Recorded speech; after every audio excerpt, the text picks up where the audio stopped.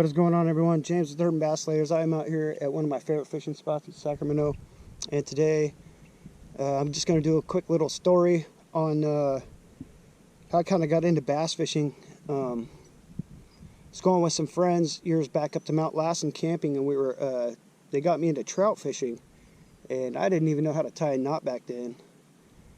And when we got back home to Sacramento, we were catching trout left and right up there, and came back to Sacramento and kind of had the itch to catch a fish.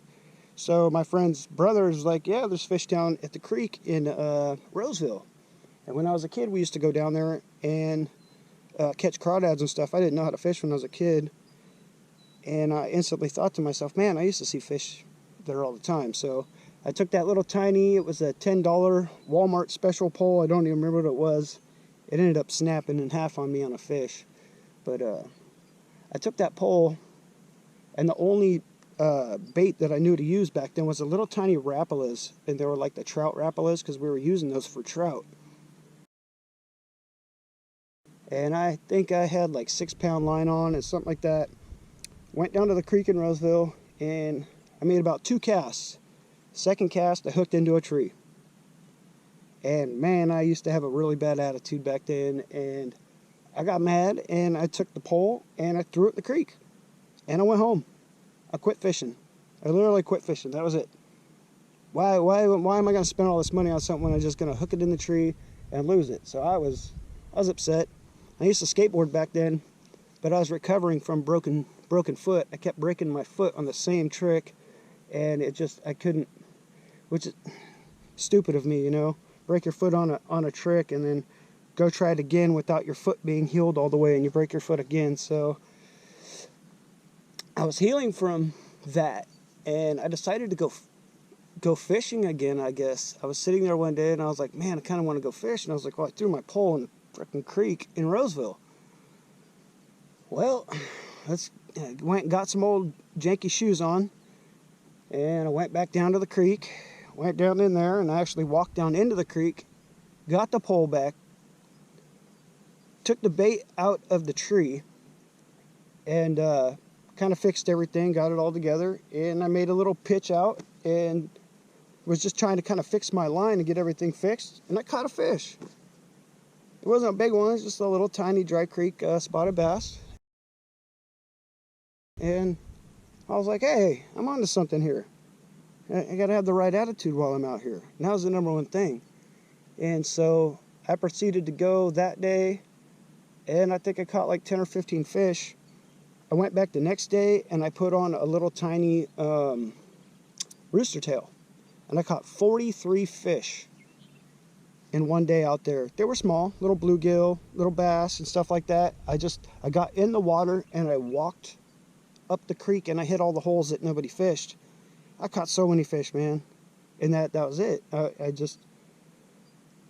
thought I was hooked on them big old fish, man. We caught some spotted bass out of Dry Creek that were probably 1.5 pounds, and I thought those were monsters. So I started looking at stuff online and started seeing pictures of stuff, and we went out to Avery Pond behind Folsom Lake, and I had that same bait on, same everything, and I went to make a cast right when we were about to leave. Up on if you've ever been to Avery Pond, there's like the one bank off to the side, and it's kind of high.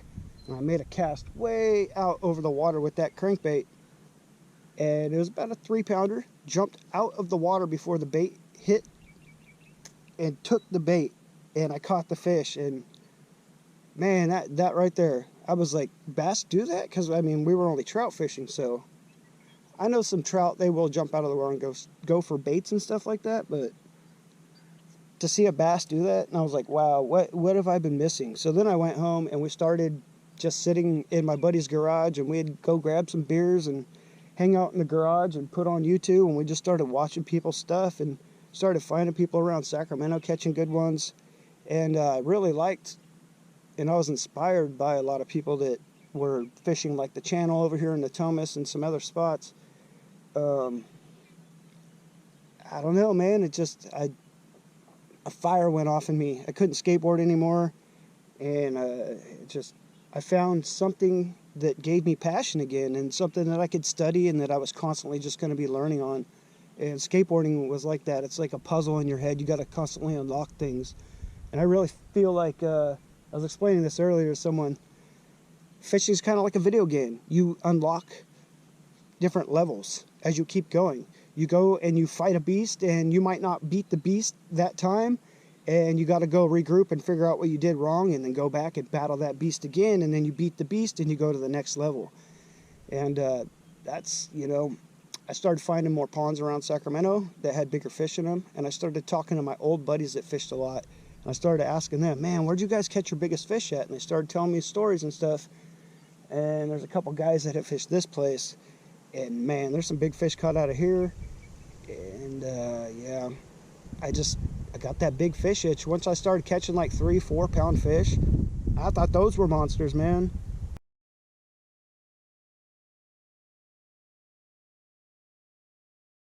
And recently, I almost beat my PB. I caught another 8-pounder, but my PB is 812. And Devin just blew it away, man. He caught an 11-pounder. We're just going to straight call it like 11.2 or 11.3. Something like that. Maybe, I think it was 11.6 we said on the video. 11.3 or 11.6. But it originally weighed 11.11, but we're not going to go that high with it. We're going to be modest about it. Just say he caught an 11-pounder. And that's not the first and the only one, because we got spots picked out and we know where people have done the deal. If you know a lot about bass fishing in California, I think it's like 21 or 22 of the world record size largemouth bass have been caught in California. I was actually born in San Bernardino County in Big Bear, and once I started looking up all the bass fishing in San Bernardino County and San Diego and all the lakes down there, man, the fish that used to come out of there, some still do. I see them. Mike Gilbert and some of the other guys, Working Class Zero, killing it, man. So I just, like I say, it's the what do I call it? The Bruce Lee effect. I keep saying that in the videos, and it's you know, if you want to do something good, you go study the greats. When we used to skateboard, we would go and spend all of our money on the new DVDs and videos that would come out and stuff, just so we could watch the new guys. That was way before like computers and everything.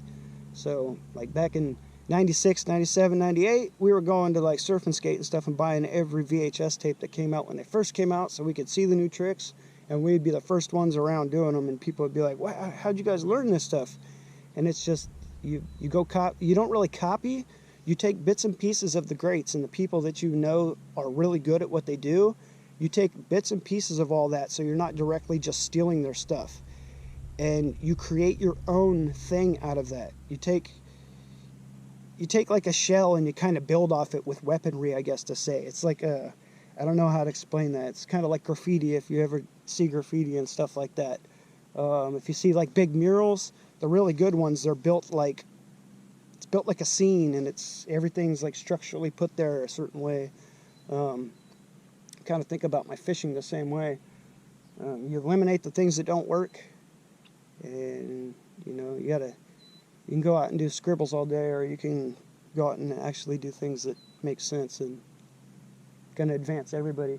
By me doing this and me making the videos, I've advanced a lot of my friends that fish and a lot of people that follow us and everything. I know a lot of people I'm seeing that follow us, they're getting better at fishing too. So good job if you're out there following us and getting better at fishing. I know what I'm doing. I should be fishing right now. I'm just mumbling. 9 minutes. Anyways, that's my little story there, guys. Probably make just a little video out of just that one. Yeah, man, don't get mad and throw your pole in the water. Yeah, you might end up having to go back and get it. But that also taught me the whole thing about wearing the old shoes. I mean, the shoes I have on right now, these things are falling off my feet. This is probably going to be the last trip of these shoes, but I would rather have these on the bottom of my feet than step on glass or something that's in this water. There's all kinds of metal cages and stuff in this water. I mean, I had a tetanus shot recently because I got stitches in my ankle from my work accident, but I just don't want to risk it. I'm seeing little like pops in the water right here. Now these big bass are going to get back up and over here, so I'm going to have to go see if I can catch one today. Anyways, Bass Slayers, thank you guys for watching. Like, subscribe, share, tell your friends about us. Have a good day.